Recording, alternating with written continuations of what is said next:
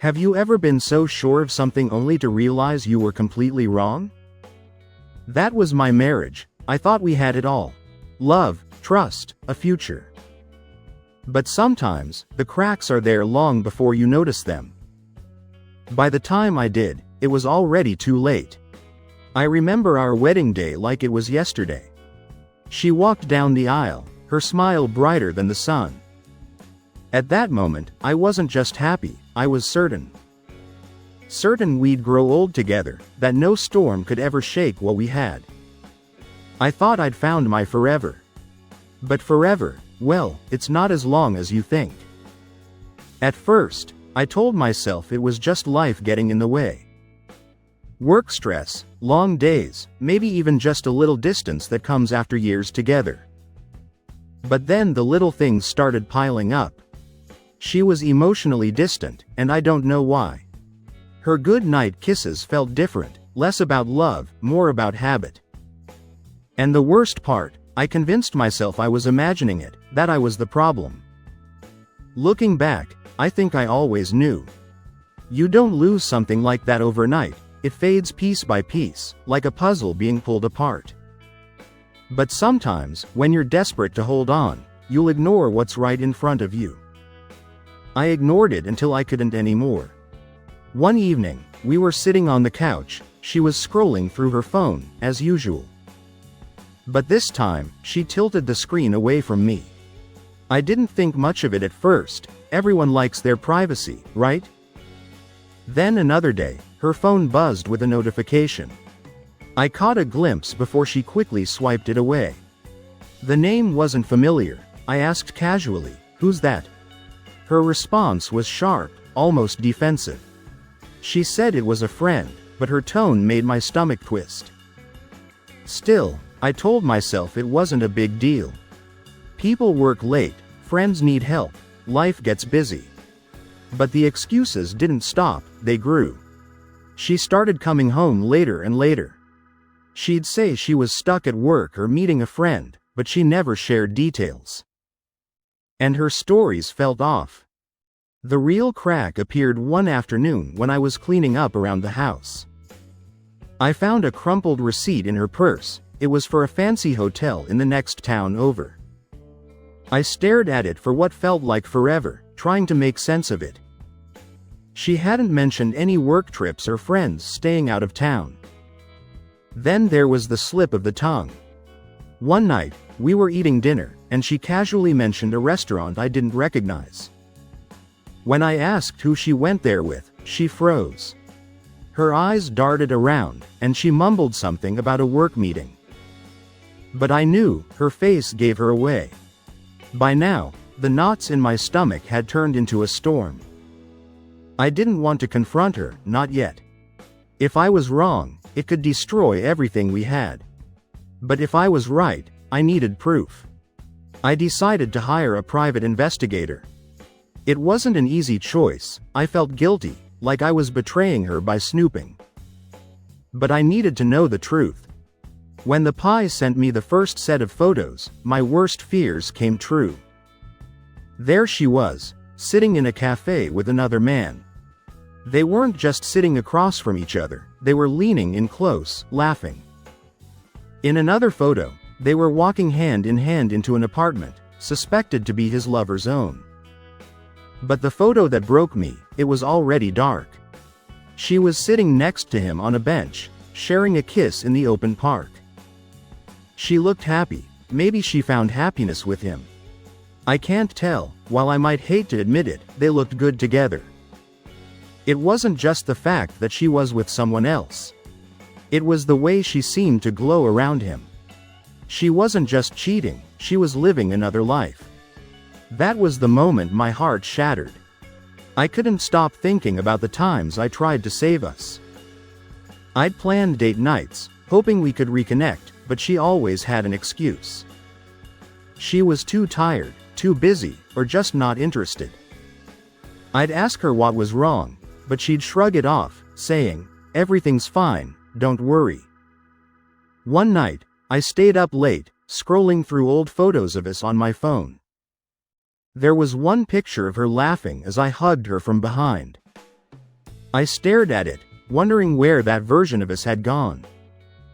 If I tried harder and loved her more, I could fix it. But looking at those photos from the pie, I realized the truth. She had already left me, emotionally at least. She wasn't just having an affair, she had given her heart to someone else. And no matter what I did, I couldn't compete with that. That was the hardest part to accept. I wasn't just losing my wife, I was losing the life we had built together. Every memory felt tainted, every promise we made felt like a lie. At that moment, I stopped feeling angry, I stopped feeling sad, I just felt numb. The woman I loved was gone, and I had to let her go. That night, I sat on the edge of our bed, staring at a photo from our wedding day. I made a plan. I wasn't going to yell, I wasn't going to beg for answers. I wanted her to see the truth, clear and undeniable. I pulled out everything I'd found over the months. Photos of her and him together, laughing and touching in ways that used to be just ours. Screenshots of the messages they sent each other, things she used to say to me. Receipts from fancy dinners and hotel stays that I had never participated in. I spent hours arranging it all on the wall above the fireplace. I wanted it to tell a story, just like a timeline. From the first text I found to the most recent hotel stay, it was all there. Every detail, every lie, laid out in plain sight. When I was done, I wrote a note, simple, direct, and final. It said, "Enjoy your new life, the locks are changed, and so is my heart." I pinned it to the center of the wall, right where she couldn't miss it. And as I stood back and looked at what I had created, I felt a mix of emotions I couldn't fully explain. I was angry, yes, angry that she had lied to me, betrayed me, and taken what we had for granted. But there was also this deep sadness, like mourning the death of someone I loved, even though they were still alive. Still, there was something else too, a small, quiet sense of strength. For the first time in months, I felt like I was in control again. I didn't want to hurt her, I didn't want revenge. I just wanted her to see what she had done. I wanted her to know that I knew everything and that I wasn't going to be her fool anymore. As I walked out the door for the last time, I whispered to myself, "This is it. This is the start of something new." I sat in my car, phone in hand, watching the live feed from the security camera. I had set it up so I could see everything happening in the living room. My heart was pounding, but it wasn't from excitement. It was something else, maybe dread, maybe relief, I wasn't sure anymore. Then I saw her, she walked through the front door with a bouquet in her hand, smiling to herself.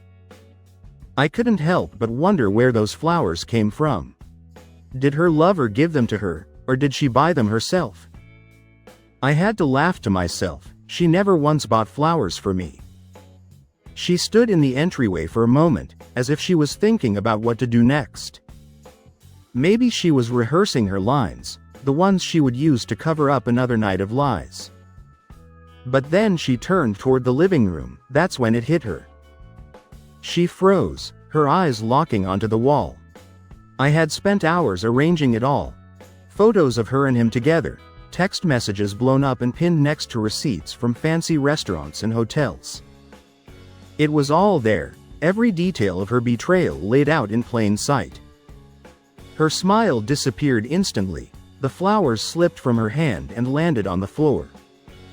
For a moment, she just stood there, staring, like her brain couldn't process what she was seeing. Then she stepped closer. I saw her hand tremble as she reached out and pulled the note off the wall. I knew exactly what it said. "Enjoy your new life, the locks are changed, and so is my heart." She read it once, twice, maybe 3 times. Then, without warning, she dropped the note and sank onto the couch. Her face was pale, almost ghost-like, and she just sat there, staring at the wall like it had swallowed her whole world. I watched her crumble in real time. Part of me thought I would feel some kind of satisfaction. After all, I had spent weeks putting this moment together. But I didn't feel satisfied, I didn't feel triumphant, I just felt empty. Love isn't supposed to end this way. I didn't know where I was going, but I knew I couldn't stay. The house, the memories, the walls that I'd seen it all, they were no longer my home. I just got in the car and drove. My mind was racing, but my heart felt strangely quiet. She didn't call, she didn't try to stop me, no begging, no apologies, nothing. That silence spoke louder than any words could. It told me everything I needed to know. She had already checked out long before I walked out the door. For now, I just needed space to think, to breathe, and to figure out what was next. Divorce wasn't just a word in my head anymore, it was a step I had to take. I knew the process wouldn't be easy, but it was the only way forward. I could only hope the court would see things clearly and grant me the terms I deserved. As the miles passed, I found myself thinking about everything that had happened. Not just the betrayal, but the lessons it taught me. Self-respect, that was the biggest one. I had spent so much time fighting for someone who had already given up. I realize now that loving someone doesn't mean losing yourself. Trust, once it's broken, it's almost impossible to rebuild. That kind of pain leaves a mark, a scar that doesn't fade easily. And hope, even in all the mess, I had to believe that one day I'd find peace. Maybe even happiness again. I gave her my heart, and she broke it, but that doesn't mean I can't rebuild. Sometimes, starting over is the only way to move forward. If you're watching this, I need you to listen carefully. I didn't share this story to make anyone feel sorry for me. I'm sharing it because I want you to think about what you'd do if you were in my shoes. When I first started noticing the signs, I kept making excuses. I told myself I was imagining things, that I was overthinking. But deep down, I knew something wasn't right. And the hardest part wasn't finding out the truth. The hardest part was deciding what to do next. Here's the thing. If someone is betraying your trust, you have two choices. You can confront it head on, or you can try to ignore it and hope it goes away.